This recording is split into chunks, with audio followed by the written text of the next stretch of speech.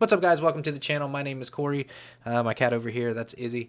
And we are going to start talking about the Jacksonville Jaguars football team. We're going to go through the games for the rest of the year. I'm going to try and make a video every Sunday and Thursday for the game before Christmas.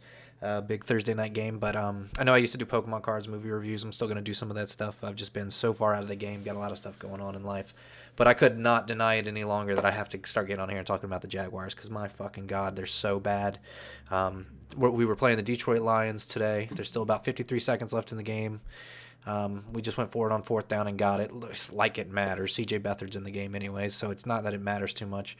But we were 4-7 going into the day. So Detroit Lions were 4-7 as well. And now, don't get me wrong, it's been a bad day for the entire AFC South. I mean, I haven't really checked the Houston game. That's the only one I haven't seen. But Philly was spanking on the Titans, and that's really who I care about. So I guess it's a push for the division.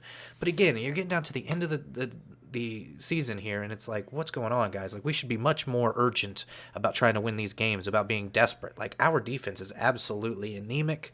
I don't get what Mike Caldwell has for zone coverage. It's absolutely terrible, and he puts soft zone coverage. It's not even like, I don't know if he's just coaching it that way or if he's trying to minimize big plays, but it doesn't really matter if they don't get a 40-yard throw, if they get 4 10-yard passes. Like, does he not understand that? Like, a lot of this doesn't make sense when you start to watch the game and it starts to unfold for Jacksonville. It's very inconsistent as well, and that's not just with the defense, that's with the offense. It's a lot of problems with the team.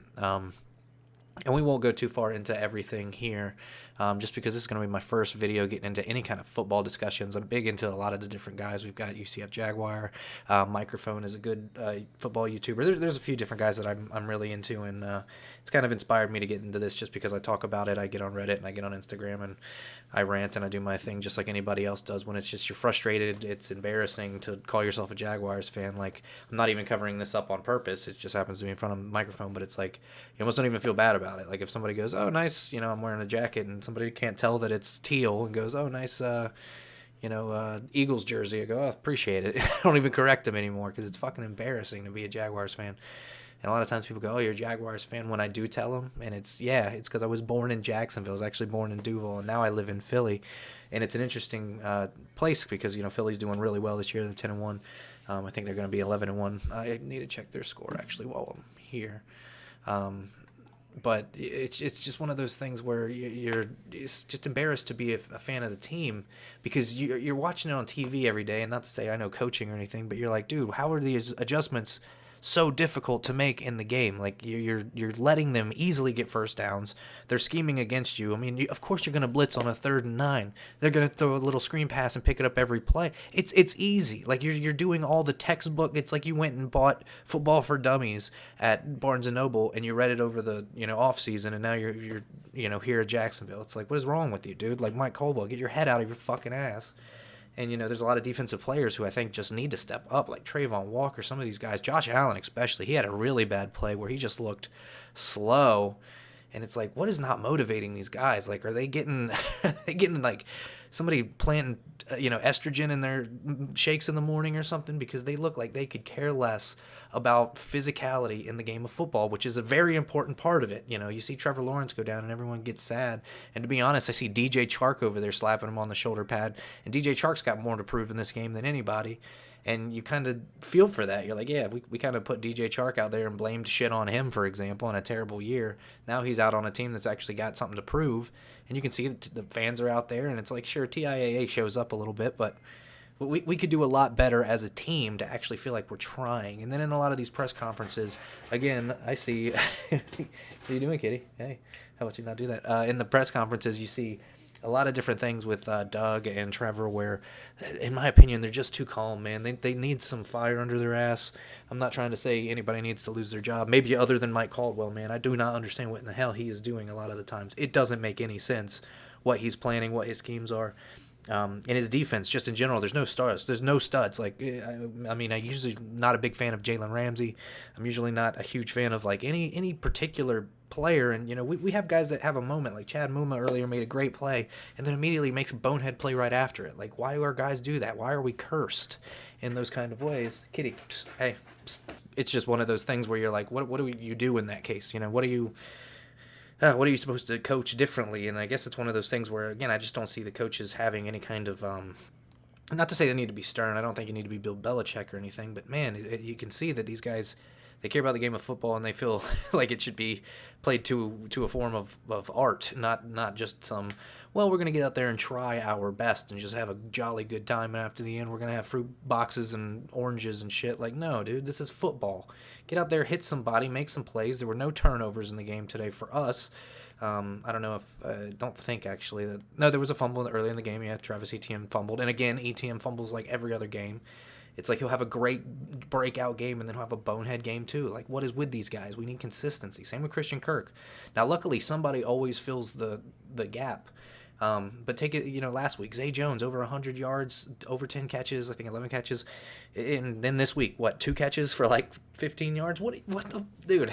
And I know people might say, well, all of a sudden there's some footage on it. But no one's out there, scheming this stuff like that. You have these, like for that 2-point conversion, for example, great play design, but where's that the rest of the game? I mean, same thing with earlier in the season. A few games ago, I think it was Philly or somebody, we started the game with an onside kick, and then there's a 4th and 1 and we punt. Like, commit. What is with this, half and half, 51-49%, depending on what you're going to decide. Even today, there's a couple 4th downs where I'm like, I mean, it's not the obvious 4th and 1 that, I mean, we still went for a few of the 4th downs, but you see these guys aren't getting stopped. They didn't punt the entire game, I don't think.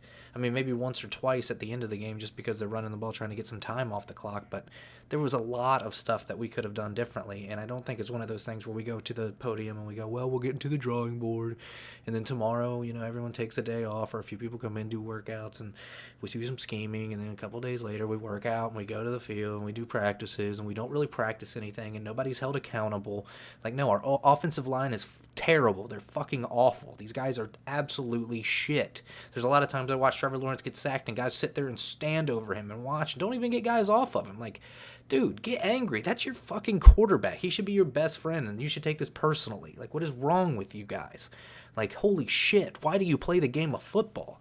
Like, stop getting paid money and all this stuff when we're watching it and we're like, dude, I'll get out there for $100 and hit people harder than you're fucking hitting people, man. Like, I know you got to do it every day for, 6 months out of the year, but fucking eat a dick, man. I'm sorry. It's just one of those things where you guys can really, really do a lot more for your fans here. And you see teams that are doing that. There's players I get that are talented, like, take Jalen Waddle and fucking Tyreek Hill down in Miami, but it's not just him, it's the whole team. It's not just, Tua and 2 guys and they're running for their lives every play. No, there's other guys. Jasecki's coming in. The O-line is actually protecting pretty well, especially after the way the season started for those guys.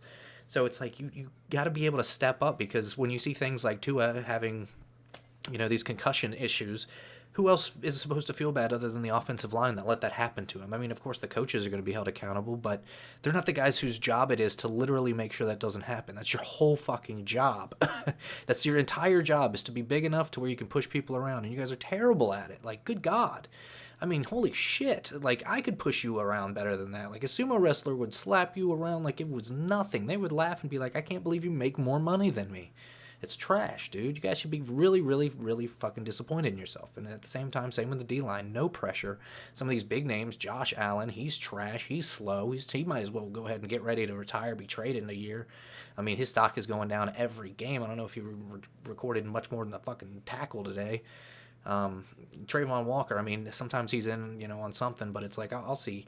There was a play earlier where Jared Goff, I believe it was Jared Goff, he got out and started running, and Josh Allen completely whiffed on the sack and then kind of was jogging in the back of the play, and then, so many people were closing in on Jared Goff that he actually had time to get back to the play, and I'm thinking, man, if he was running full speed back into the effort, that would have been an extra 2 yards, but those 2 yards didn't mean shit to him in that moment. He's tired, he doesn't care, he whiffed on the fucking sack. Like, these guys just don't care. They're going to get in the locker room, blame it on something, go, oh, something's got to change, we're going to do better.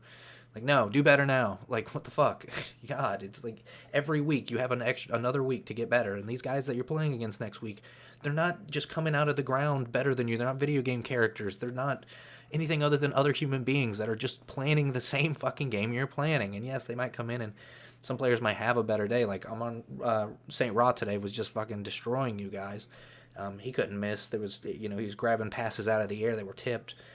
But you guys made Jared Goff look like it was Tom Brady with the Patriots today, man. Like, what was that? Come on. And that's everybody. That's everybody's held accountable. Wingard, I know you had a good hit, but you literally hurt your own shoulder in the midst of it, and the guy made the catch, so it doesn't really matter. It's like, cool, good hit, you stupid fuck. You still didn't do what you needed to do. You didn't stop him from making the play. I mean, you stopped the touchdown, but you can always look for the positive. I guess you could always say, well, we didn't lose by 100. Like, come on. You got to get out of that fucking mentality. That's terrible bullshit mentality. That's how losers look at this game. And people go, well, it's an expansion team. Yeah, I get it. But, dude, you're almost 30 years old. Like, come on. And next year is your 30-year anniversary, and you guys are still looking like trash, especially in a game that's important, and you're playing an opponent that's not – it's not the Cowboys. It's not the Eagles. I mean, I'm worried next week about the fucking Titans, to be honest. I mean, 40-14. Like, come on, dude. You guys beat the Ravens last week. Then you lose to the same record Lions, like they're the fucking Super Bowl champs. Like, come on. The Chiefs didn't even whoop you guys that bad. Like, get out of here. What's wrong with you? Like, can somebody get anybody to do something? Like, holy shit. This is why people just shouldn't get the money before they even start playing. I mean, they should be like, all right, you get minimum wage or you get $20 an hour like everybody else in the fucking world, and by the end of the season, depending on how good you do, then we'll decide if we want to give you $1 million. But, dude, you guys are so bad that it's like watching a bad movie every weekend, and then you're like, well, hopefully it turns out good. And 1 out of like every 7 games it turns out good, and then you're like, okay, well maybe I'll watch again next week. It's like makes you addicted because you're like it's a drug addiction. It's bad for you, but it's like, dude, just please, guys, it's not that hard. It's like football's not that difficult of a game. I mean, don't get me wrong. There's a lot of factors to it. I get it. Like, I've never coached. I can't say I can coach or anything, but holy shit, it's like on Madden when somebody's doing one thing to really, step up your game, you figure out ways to change that. And that's up to you. But good gracious, we are not doing that. And every week it's so inconsistent. I mean, it's just goodness gracious. We got to stop having these, it's down 17 points at halftime games if we're going to win. Like, we really need to start changing that. We need to have these guys come out and not, look at this like some, well, what am I going to say at the podium midway through the third quarter thinking about what they're going to tell, the reporters. So it's like, gosh, guys, come on. I would just like to see more. So in conclusion, I'm not going to go too hard on the ranting just because it's kind of what is spurring this entire thing is it's every week it's this, for hours for the rest of the day. It ruins the day if you can't get it out there. So it's one of those things where, it's just kind of trying to get it out there. I think if Marvin Jones can get more involved, he's just, he really needs to get involved. Evan Ingram's been a good pickup, but same thing. I mean, we're using him in weird ways. We're using him on like scheme routes and stuff. We need him over the middle. He's a big body. Marvin Jones, we need more over the middle. I think Christian Kirk and Zay Jones are great, over the top edge guys, slot receiver guys that can do some quick cuts and some picks and get some quick yardage. But same thing, Travis Etienne, like you guys aren't setting up screens in creative times. You're not setting them up on first down. We're setting them up on run plays. And then we're doing like pitches to the short side of the field and stupid shit where it's like you're constantly doing the wrong thing, And it's not that it's wrong the first or second time you try it, but by the second quarter, you got to start trying some stuff. And we don't throw it down the field. And if we do, it's 5 yards over a guy's head, and then we don't try it again for a quarter. You can't win a game doing 4 or 5 big plays that you miss and not doing them anymore, trying them in other parts of the field or picking apart some stuff, taking some chances, because we had some good plays later on, especially on that big drive where we actually got down the field and scored a touchdown where Trevor was able to kind of chop up the defense, hit some throws in between some guys and stuff, and that's what you need. I mean, he didn't play bad. He didn't have any picks or anything. It's just he had no time. The offensive line could not do anything, and Zay Jones dropped 100 passes today. It's like, dude. And I had him on my fantasy. I was like, Zay, you're again disappointing a lot of people, man. Like, step up. It's your whole job is just to catch a fucking football. Like, you're not that hard. There's no you're not gonna get fired. It's just one of those things. Like, just catch the thing, dude. Like, it's not rocket science. Like, I'd get it if there was 7 dudes that hit you every time you had a chance to catch the thing, but that's not the case. A lot of times you're wide open, hit you in the hands, and you just drop the thing. Like, come on, you guys got to do better than that. You get paid a lot of money. Like, it's not fair to us to watch as fans. Like, Jesus. I mean, on the other hand, I will say there's a few guys that were stepping up today. Christian Kirk looked good. Finally, he actually did pretty well. Like I said, Evan Ingram's actually a good pickup. Dan Arnold was nowhere to be found. I had a couple penalties. I don't understand what the fuck was going on there. Travis Etienne, non-existent. Jamal Agnew had a good 2-point play there. That was good. But yeah, we just got to get some stuff going. It just looked anemic. Again, Tyson Campbell, everybody today on defense, terrible. Wingard is like the worst fucking player in the world. There's just a few guys. I mean, they make like one good play a game and then 7 or 8 terrible ones, and I don't think that's a good percentage of return for these players. So the return on investment for me isn't there, and we could really use some of these guys to step up because again, like Josh Allen, Trayvon Walker. I mean, it's just like, gosh, come on, guys. Can anybody pick up? Same, but even on the O line, Scherf, he was a huge, or Sheriff, I guess. He was a huge pickup early on in the season, and now it's like he's there. But dude, if Trevor's getting sacked, you are an entire entity. You are 20% of an entire thing. It's like if you're a band on a stage and the drummer is absolutely terrible and everyone else sounds good, you all sound bad. So you can't be the only one doing your job and only be, you guys can't be in this, well, I'm doing my job mentality. You guys got to be a team. And there's just a lot that they need to do. Same thing if we want to keep Trevor healthy. We got to start utilizing him more. People got to just be like ready to go, man. It doesn't feel like this team is ready to go a lot of times. So, yeah, we'll talk about it. It'll be one of those things. Maybe I'll start doing this weekly, hopefully, and we'll get a little discussion going because I enjoy the post games, the discussions, and I kind of wanted to join the party. So, for now, you guys have a good one. Go Jags, and yeah, we'll see you next week. I think we play the Titans.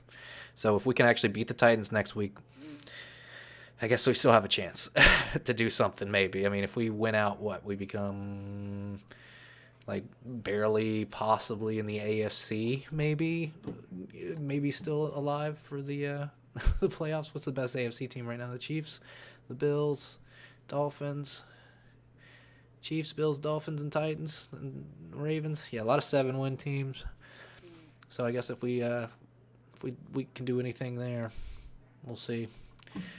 We'll need to do something because it ain't looking good now. But all right, yeah, you guys have a good one. See you next week.